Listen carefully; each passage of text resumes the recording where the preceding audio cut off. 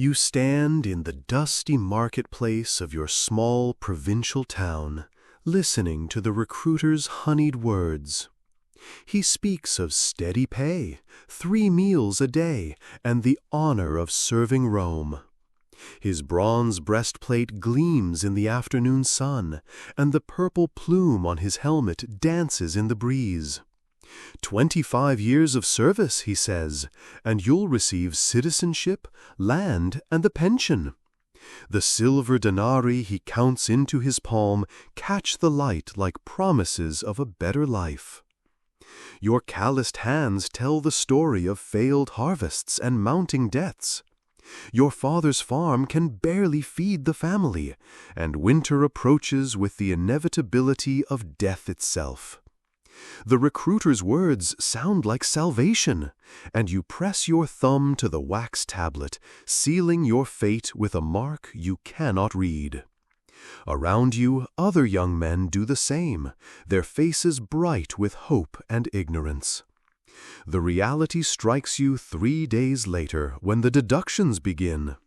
From your promised monthly wage, they subtract the cost of your food, your weapons, your armor, your tent, your bedroll, even a contribution to your own burial fund. What remains barely buys you a cup of wine in the local tavern.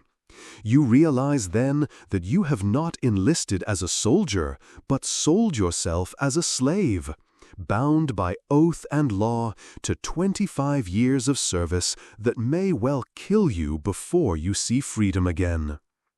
Your last night as a civilian passes in sleepless terror.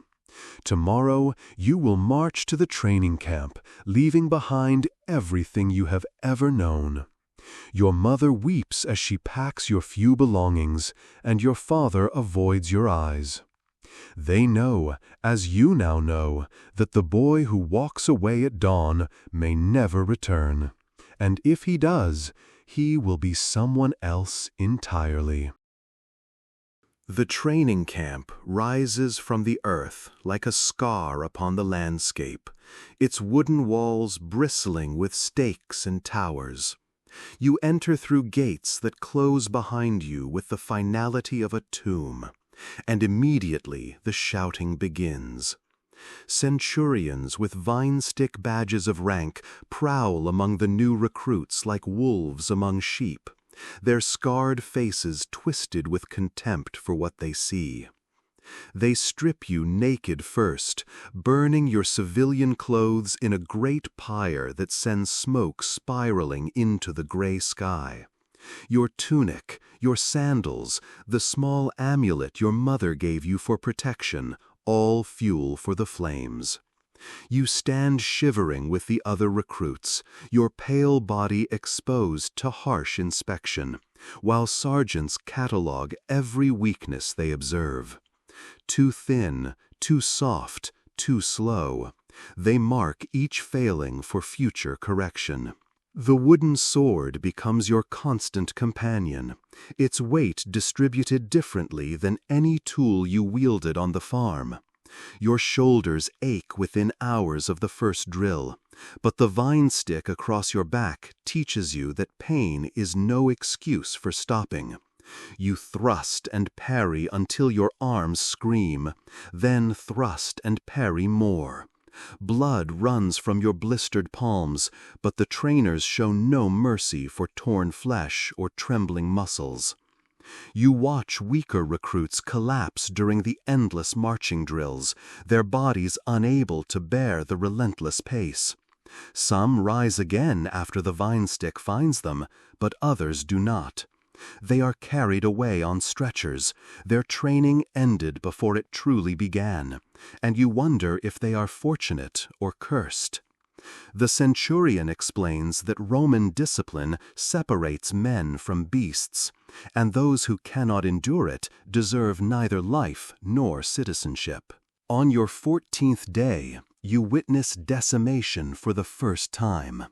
A training cohort failed to complete their fortification exercise within the allotted time, and every 10th man must die for the shame of it.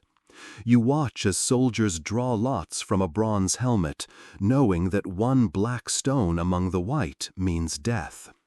The chosen men stand silent as their tentmates club them to death with wooden staves, their faces empty of expression, their movements mechanical. This is Roman discipline at its purest, the trainers explain, and you understand that your life hangs by threads thinner than spider silk. The morning they issue your equipment, you learn the true meaning of burden. The mail shirt weighs 30 pounds by itself, its iron rings chafing your shoulders and chest with every movement. The bronze helmet sits heavy on your skull, the cheek guards restricting your vision and muffling sound. Your shield, curved and layered wood, faced with leather and edged with iron, pulls at your left arm until the muscles cramp and burn. Your pack contains everything you will need to survive: tools for digging, cooking pot, spare sandals, personal possessions, rations for 3 days. With your weapons, armor, and supplies, you carry 60 pounds on your back, and the weight never lessens. During the forced marches that become daily routine, you feel every ounce pressing down on your spine, grinding your vertebrae together like millstones. The hobnailed sandals they give you are made for durability, not comfort. The iron studs bite into your feet with every step, raising blisters that burst and bleed into the leather. Within a week of marching, your feet are raw meat wrapped in hide. The camp doctor offers no sympathy, only salt water to wash the wounds and cloth strips to bind them. He reminds you that Roman soldiers march 25 miles a day in full kit, and your feet will harden or you will die. Your sword belt rubs a permanent groove into your hip, and the armor straps cut channels across your shoulders. The bronze fittings turn green with verdigris that stains your skin, and the leather harness grows stiff with sweat and grime. You learn to adjust and readjust the straps constantly, seeking some position that does not cause agony, but true comfort never comes. The equipment owns your body now, shaping it to its demands, turning you into a walking weapons platform that happens to contain a human soul. When equipment fails, you pay for replacement from wages already stretched thin. A broken buckle costs 2 days' pay. A lost javelin point costs a week's. The Optio keeps careful record of every debt, and you realize that the Legion has ways of ensuring your service extends beyond the promised 25 years. Debt becomes another chain binding you to the standards, another reason why desertion leads only to crucifixion and shame. Your first meal as a legionary consists of hard-tack biscuits that could serve as building stones. The wheat flour has been mixed with water and baked until it achieves the hardness of marble, creating rations that will not spoil during long campaigns, but require strong teeth to consume. You learn to soak the biscuits in whatever liquid you can find: water when available, posca when not, sometimes your own saliva when nothing else remains. The posca arrives in great amphoras, a mixture of sour wine and water that burns your throat and sits uneasily in your empty stomach.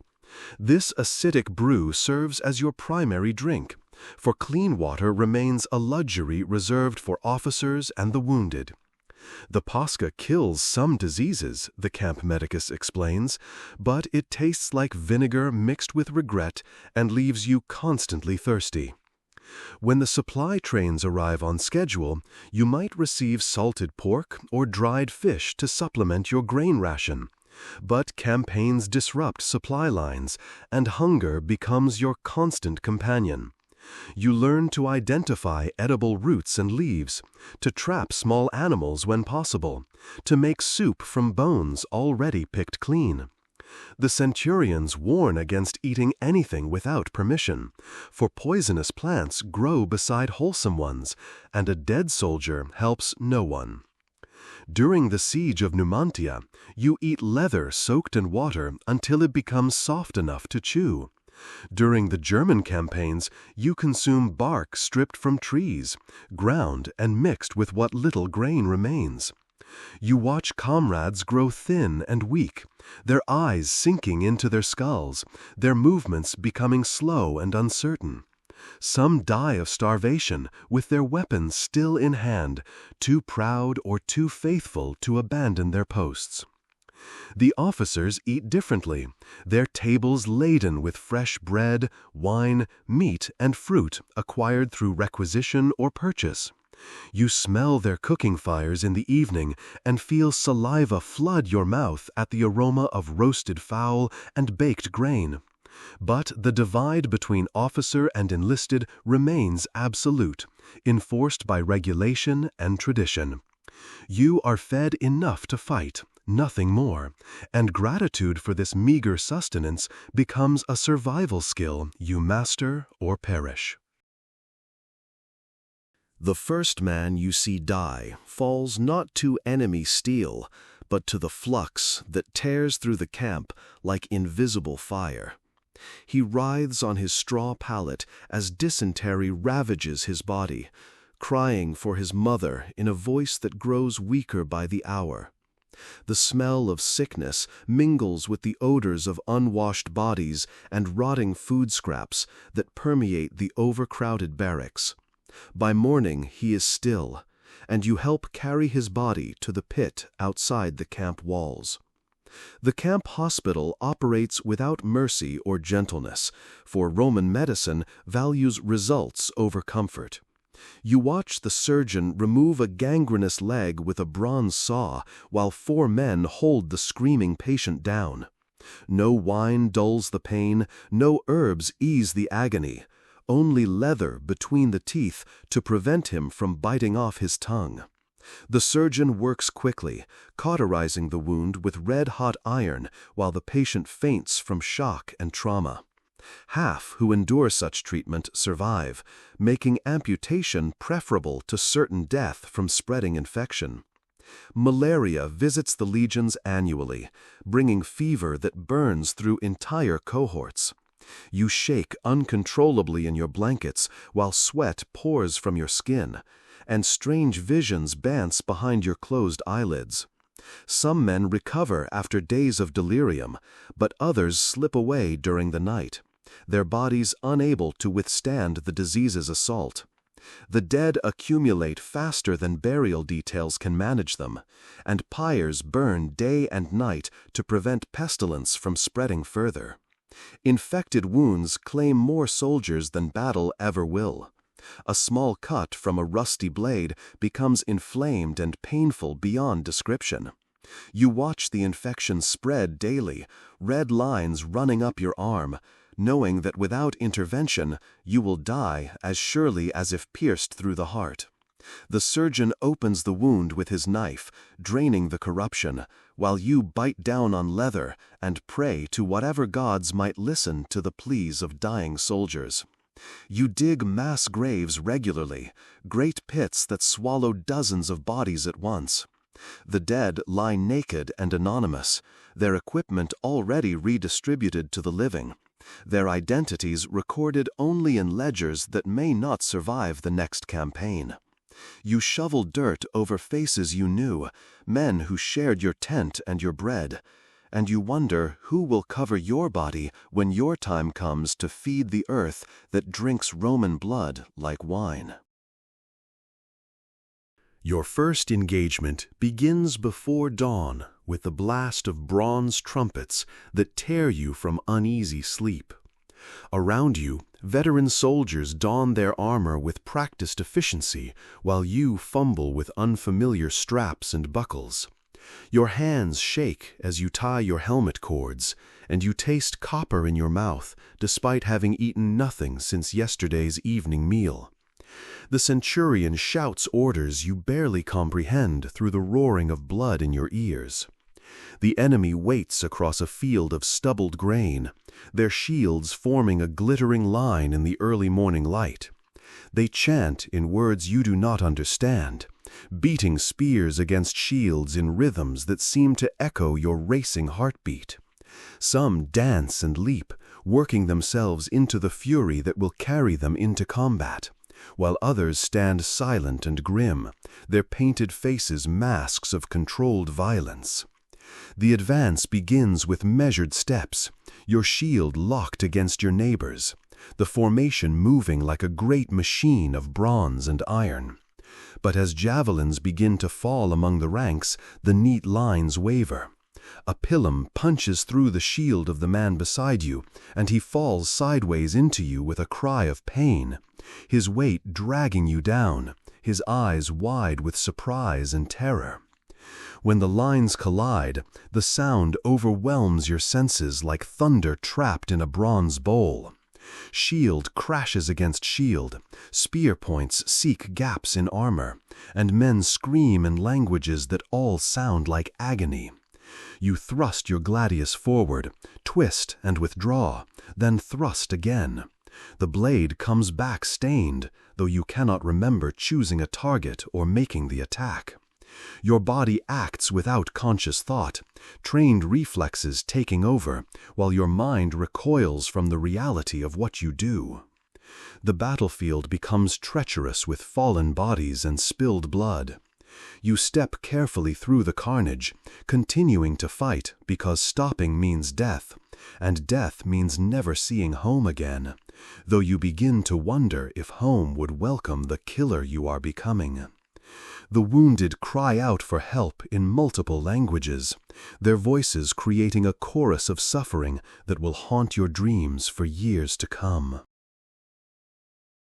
The first flogging you witness takes place at dawn, before the assembled legion, the condemned man tied to a wooden frame while the lictor prepares the lead-weighted whip. His crime was sleeping on guard duty, an offense that could have doomed the entire camp to surprise attack. The punishment is severe and methodical, each lash precisely delivered according to Roman law. He cries out until his voice breaks, then continues in hoarse whispers that somehow sound worse than the earlier shouts. By the 20th lash, unconsciousness claims him, but the punishment continues until the prescribed number is complete. They revive him with salt water, and he convulses against his bonds. The centurion explains to the watching soldiers that Roman discipline maintains order through fear. For men who do not fear punishment will not obey orders, and soldiers who do not obey orders bring defeat and death to their comrades. 3 days later, you witness crucifixion for the first time, as 2 deserters who were caught attempting to flee during the night face the ultimate penalty.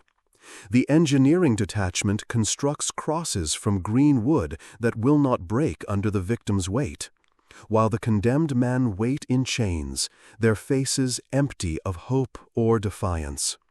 The execution is carried out according to Roman law, and you understand why desertion remains rare despite the misery of service. The crucified men take days to die, their bodies racked by thirst, exposure, and the gradual suffocation that comes when exhausted muscles can no longer lift the torso to draw breath. You march past them twice daily, and their eyes follow your movement with desperate hunger for any sign of mercy. But Roman law forbids interference with execution, and soldiers who show pity to condemned men may find themselves sharing their fate. On your 6th month of service, your own tentmate faces decimation after your contuberneum fails to complete a fortification exercise within the allotted time. 8 men draw lots from the centurion's helmet, knowing that one will die for the failure of all. Marcus draws the black stone, and you see his face crumble as he realizes his fate. That evening, you join the others in carrying out the sentence with wooden clubs, each blow landing like a stone dropped into the pit of your soul, while he whispers your names and begs you to remember him to his family. The campaign season begins with a march into Germania, where dense forests block the sun and turn midday into twilight. You follow narrow paths that wind between trees older than Rome itself, your formation stretched into a thin column vulnerable to ambush at every turn. The Germanic tribes know these woods as you know your father's fields, and they use this knowledge to harass your column with hit-and-run attacks that cost Roman lives without offering the chance for decisive battle. Your feet rot in boots that never dry, the constant moisture of the forest floor seeping through leather and into flesh until your skin peels away in gray strips. Fungus grows between your toes, and every step becomes an exercise in pain management. The medicus has no cure for rotfoot except amputation, and you watch comrades hobble on wooden legs or crutches, their fighting days ended by something as simple as wet weather and poor footwear. Each night brings the labor of fortification, for Roman doctrine demands that every camp be defensible against assault. After marching 20 miles through hostile territory, you dig ditches, raise ramparts, and cut stakes until your back screams with exhaustion. The work continues by torchlight when darkness falls, for Germanic war bands attack sleeping soldiers, and an unfortified camp becomes a killing ground where Romans die like sheep in a pen. Sleep becomes a luxury measured in minutes rather than hours, for sentries must be posted and relieved throughout the night, and every man takes his turn at watching the tree line for movement that might herald attack. You stand guard shifts in the cold rain, peering into blackness that could hide 1,000 enemies, jumping at every sound and shadow. When relief finally comes, you collapse onto your bedroll for what feels like moments before the trumpet calls you to another day of marching and fighting. The enemy refuses to meet you in open battle, preferring to strike from ambush and fade back into the forest like ghosts. Your comrades disappear during river crossings or fall to arrows shot from concealment, their bodies left behind as the column pushes forward. You begin to understand that this campaign has no clear objective beyond demonstrating Roman power, and that you may die in these woods for no better reason than to satisfy some senator's vision of imperial glory. The village burns as you watch from the ridgeline above, smoke rising from thatched roofs like incense offered to vengeful gods. The inhabitants fled when your scouts appeared, leaving behind only the old and infirm who could not travel fast enough to escape Roman justice. Your centurion orders the elimination of everyone who remains, for mercy shown to enemies encourages resistance, and resistance must be crushed completely to preserve imperial peace. You enter the burning settlement with sword drawn, stepping over bodies of those who tried to defend their homes with nothing but desperate courage. The systematic brutalization that follows victory becomes routine, for Roman soldiers claim the right to enjoy the spoils of conquest. You watch comrades you shared bread with transform into something barely human, their civilization stripped away by license and opportunity. The horrors inflicted upon the civilian population extend beyond mere killing, encompassing every cruelty that unchecked power makes possible. Women and children face fates that make quick death seem merciful, while the survivors endure violation and enslavement, destined for brothels and labor camps in distant cities where no one will remember their names or origins. Your own participation in these atrocities begins as mere presence, standing guard while others commit acts that make your stomach rebel against your morning meal.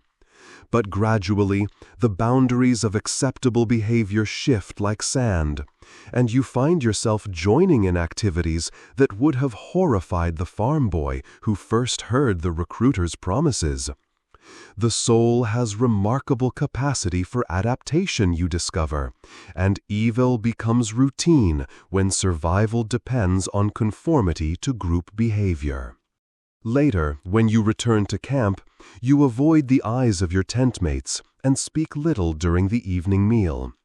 But the images replay themselves behind your closed eyelids when you try to sleep, and you begin to understand why some veterans drink themselves senseless every night, seeking oblivion from memories that pursue them like hunting dogs. You are building an empire with your sword, the officers remind you, bringing civilization to barbarian lands. But civilization tastes like ashes in your mouth and smells like burning homes. Your first year's pay accumulates to exactly nothing after deductions for food, equipment, medical care, and various fees the Optio invents with creative accounting. The promised silver denarii exist only in ledgers, numbers that represent theoretical wealth you may never actually see. When you request an advance to purchase warmer clothing before the winter campaign, the clerk laughs and shows you a debt that exceeds your annual salary by half again. The burial fund contribution, mandatory for all soldiers, supposedly ensures your body receives proper rites and a marked grave. But after watching hundreds of comrades dumped into mass pits or left for carrion birds, you realize this fee purchases nothing but false comfort for grieving families who will never see their sons' remains. The fund enriches camp clerks who maintain fictional accounts for men already feeding worms in foreign soil. Equipment replacement costs consume any wages that survive other deductions, for Roman gear breaks under the stress of constant use, and soldiers bear financial responsibility for maintenance and renewal. A shield split by an enemy axe costs 30 days' pay to replace. Armor damaged beyond field repair requires an advance against future earnings that may never materialize. You begin to understand that the Legion operates as much to generate profit for suppliers and administrators as to extend imperial borders. Promotion promises prove equally hollow, for advancement depends less on courage or competence than on political connections and bribery. The Optio positions go to men with coin to purchase them, while centurion rank requires recommendations from officers who expect substantial gifts in exchange for favorable reports. You watch incompetent men rise to leadership, while skilled soldiers remain in the ranks, their talents wasted because poverty prevents them from buying the advancement they deserve. The retirement land grants exist primarily on parchment, located in swamplands or deserts unsuitable for cultivation. Veterans who survive their 25-year terms discover their reward consists of worthless acreage that cannot support a family, forcing them to sell their grants to speculators for a fraction of their theoretical value. The promise of comfortable retirement becomes a cruel joke played on men who gave their youth and health to Rome's expansion, receiving in return only discharge papers and broken dreams. Your knees begin failing in your 8th year of service. The constant marching with heavy packs, grinding away cartilage until bone grates against bone with every step. The camp medicus offers no treatment beyond willow bark tea for pain and advice to ignore the discomfort, for damaged joints cannot be repaired with Bronze Age medicine. You watch older soldiers hobble through their duties, their faces tight with agony, knowing that your own future holds similar suffering. The spear wound in your shoulder never heals properly, leaving you with limited range of motion and constant pain that flares during cold weather.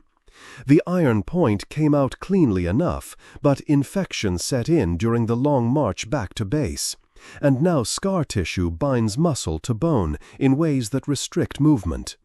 Your shield work suffers accordingly, making you more vulnerable in future battles, but the Legion offers no alternative assignments for partially disabled soldiers.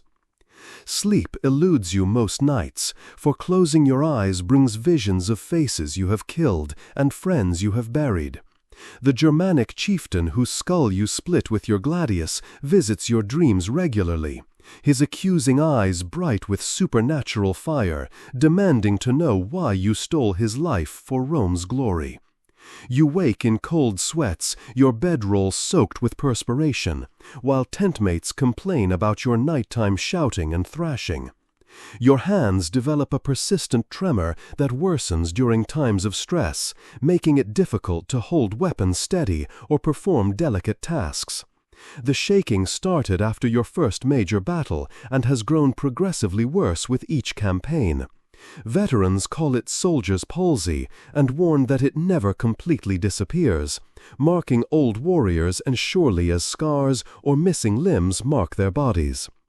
The letters you write home become exercises in creative fiction, for you cannot tell your family about the reality of your service without destroying their peace and your own reputation. Instead, you craft tales of honor and glory, describing victories without mentioning the price in blood and suffering they required. Your mother writes back with news of harvest and weather, ordinary concerns that seem to belong to another world entirely, populated by people whose greatest worry is whether the grain will ripen before the autumn rains arrive. Marcus attempts desertion on a moonless night in Gaul, slipping away from camp during his watch shift with nothing but his sword and a handful of stolen grain. They bring him back 3 days later, his wrists bound with rope, his face already marked by the beating his captors administered upon recapture. He pleads with the centurion, explaining that news of his father's death reached him, along with word that his family faces starvation without his help. The crucifixion takes place at dawn, with the entire legion forced to witness the penalty for abandoning duty. They nail Marcus to green wood that will not break under his weight, ensuring that death comes slowly through exhaustion and suffocation rather than quickly through blood loss. His screams echo across the camp for 2 days, while ravens gather to wait for their feast. And you understand that desertion offers no escape from service, only a more terrible death than enemies might provide. You consider your own chances of successful flight during the long nights when sleep refuses to come. The surrounding countryside crawls with hostile tribes who kill Romans on sight, while friendly territory lies hundreds of miles away across regions you do not know. Even if you reached Roman lands, deserters face automatic execution upon capture, and bounties encourage citizens to report suspicious travelers who cannot prove their legitimate business. The psychological trap proves as effective as physical restraints, for after years of service, you have invested too much suffering to simply walk away.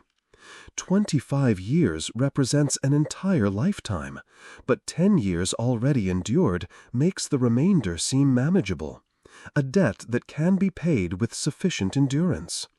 The Legion becomes your only family, fellow soldiers your only companions who understand the horrors you have witnessed and participated in creating. During your darkest moments, you realize that death in battle might represent the kindest fate available to men in your position. A quick end from enemy steel would spare you 15 more years of brutality and degradation, while providing your family with a story of heroic sacrifice rather than the shameful truth of your service. But even death eludes your control, for Roman training makes you too competent at survival, and survival extends suffering indefinitely into an uncertain future. 10 years into your service, you attempt to calculate what Rome has taken from you in exchange for citizenship and pay that exists only in theoretical ledgers. Your youth disappeared in forced marches across hostile territories, your health sacrificed to diseases and wounds that will never fully heal. The farm boy who believed recruiter promises died somewhere in the Germanic forests, replaced by a killer who sleeps poorly and trusts no one completely. The letters from home arrive less frequently now, for your family has grown tired of fiction, and you have grown tired of writing lies about honor and glory that taste like ashes in your mouth. Your sister married a man you will never meet. Your mother died while you were campaigning in Spain, and your father sold the farm to pay debts you might have helped discharge had your promised wages actually materialized. The life you fought to preserve through military service has crumbled in your absence.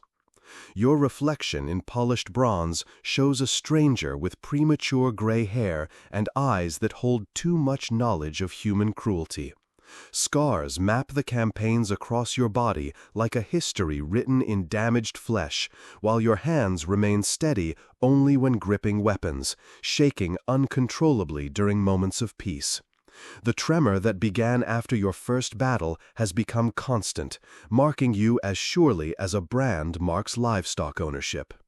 You realize that you were never truly a soldier in Rome's legions, but raw material processed by an imperial machine that consumes young men and produces veterans too damaged for civilian life. The empire expands on the broken backs and shattered minds of recruits who believed they were choosing military service when they were actually choosing a form of slavery disguised by patriotic rhetoric and promises of future reward.